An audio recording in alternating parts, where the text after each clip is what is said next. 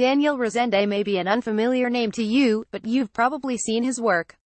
In 2002, he burst onto the scene as the editor for the seminal Brazilian film City of God, for which he was nominated for an Oscar. Having established himself as a renowned editor, his other credits include The Motorcycle Diaries and The Tree of Life. He now takes on a new challenge. The biopic Bingo the King of the Morning marks his directorial debut and was submitted by Brazil for contention in the foreign language Oscar race. With his proven talent, it was therefore a pleasure to speak with Rezende about this new phase in his career. Below is an edited version of our interview, which covered a range of topics including the legacy of City of God and political correctness in Brazil.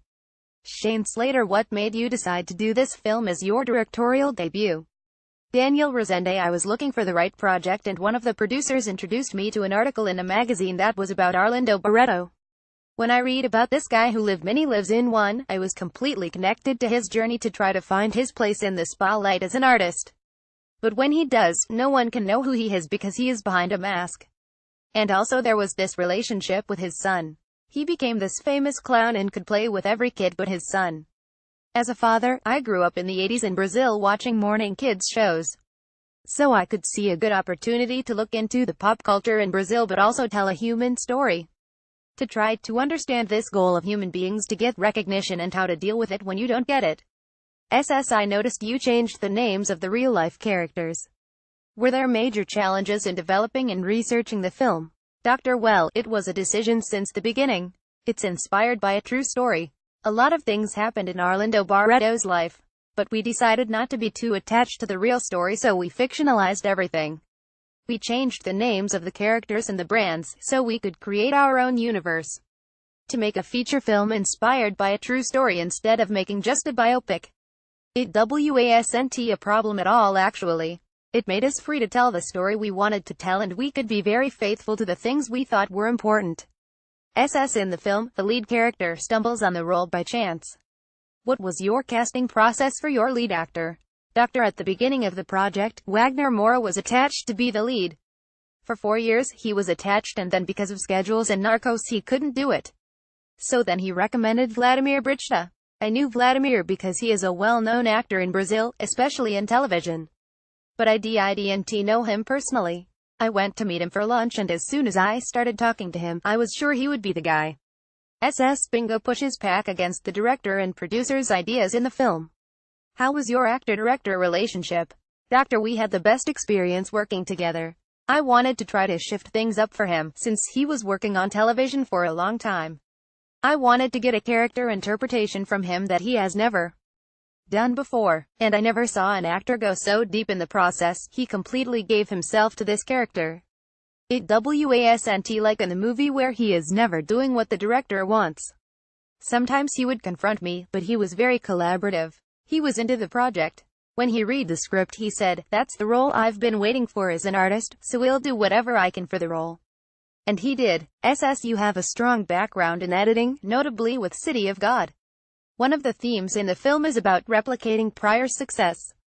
How has the success of City of God influenced you in Brazilian cinema? City of God influenced Brazilian cinema and my work in the same way. It was my first project as a film editor, so pretty much everything I've learned about filmmaking definitely starts with Fernando Meirelles. He is a huge inspiration for me. I don't think the way Fernando shot City of God or the way I edit influenced me directly for this movie. I think what Fernando taught me during City of God was that filmmaking is an organic process. So keep your eyes open all the time, because sometimes golden diamonds are behind you and on your side, but you don't see them. And he used that a lot in City of God. He was less concerned about the script and looking for golden diamonds in the process. We often attribute a film's success to the director. How would you compare the challenge of directing versus editing? What I love about editing is I can be a co-author.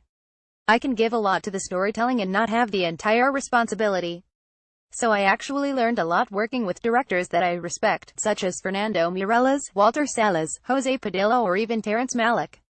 I learned a lot watching footage and understanding how they would transform a script into images. In this process of directing, of course the responsibility increases a lot. But it's also about telling a story. As an editor, I was telling a story with footage that has been shot. As a director, I have to tell a story out of an idea, a script, actors, the resources I have to make the movie.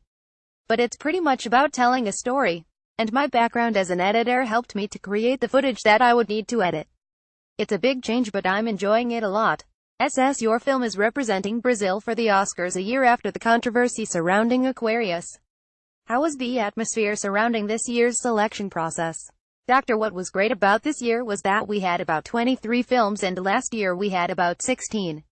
So we had more films.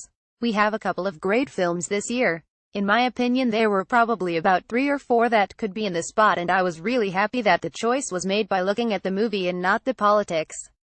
They chose the movie that had the best qualities and they all liked it. So that increases my responsibility. We had really good movies this year, but I don't think we had any that were as controversial as last year. I am really happy to represent Brazil, but I also feel a responsibility. Whatever I can do for this movie I've done already. The movie has to speak for itself now. How was the public response in Brazil? Doctor, the critics liked it much more than my best expectations. Pretty much all the critics loved the movie. We had some saying best movie since City of God. What we have in this movie, which was one of my goals, is to try to make a movie that would talk about Brazilian pop culture in the 80s, but to be a universal story that could be seen and understood everywhere. But for Brazilians, it's not the kind of movie we usually make. Usually Brazilian films are either comedies or socio-political dramas.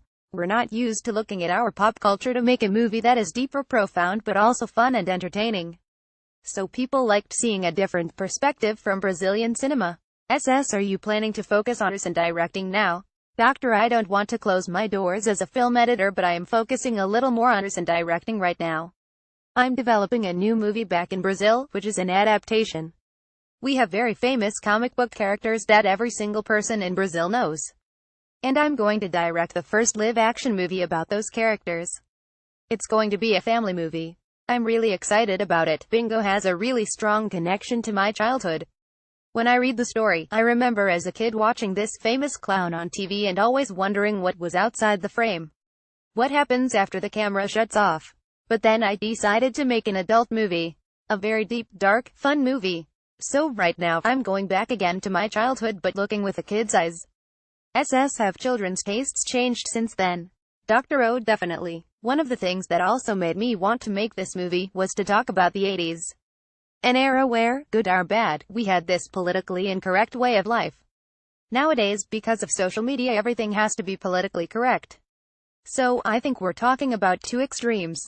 When I did a first screening before the movie was released, one girl who was 16 or 17 watched the movie and said, "I understand my mom more now." You don't see a kids show with a sexy female singer dancing in front of kids nowadays. Especially in Brazil with all this culture of censorship towards art because of nudity. So I think the movie talks about this in a way that makes you look at how we were and how we are right now. Bingo, The King of the Mornings is the Brazilian submission for the 2017 Oscar for Best Foreign Language Film.